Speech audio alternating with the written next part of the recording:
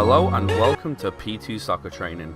This drill is designed for our older players in the advanced category, and the topic is transition to losing the ball in your final third. For the warm-up, you're going to set up two 24 by 36 yard mini fields with a goal at each end, and as the players filter in for your session, you're going to ask them to play 1v1s. Try to ensure that your players get a break after each turn, and we want them to perform this activity with intensity.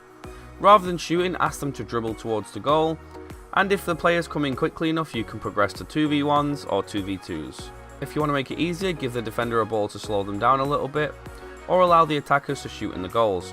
And if you want to make it harder, make it a 2v2 or make the goals smaller. In the next part of our session, which will be the technical element of the session, it's going to be a similar setup to above, but now we're going to have 4 sections to the field. Each player will have an area assigned, the outer areas will have 3 players, and the middle will have 2.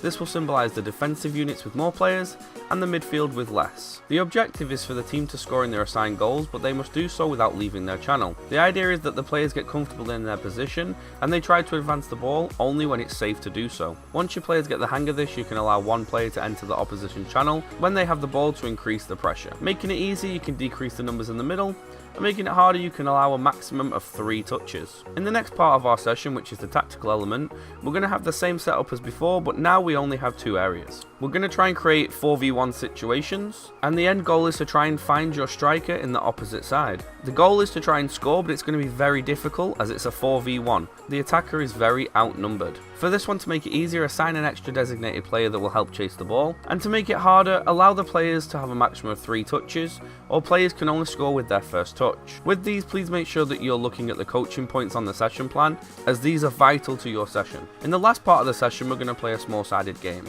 We suggest playing 5v5 with no goalkeepers to engage all the players, and to play with small goals to ensure that we're looking at accurate finishes. Make sure that you hop in with your coaching points that you've worked on during the session, but also give your players a time to play without any conditions to enjoy the game. Make it as real as possible by assigning positions, set formations, and help the players understand their roles within the game. And finally, please make sure that you read the coaching summary on the session plan to go along with this, and thank you very much for watching, and if you want to see this session plan or see any of our other sessions, visit p2.soccer.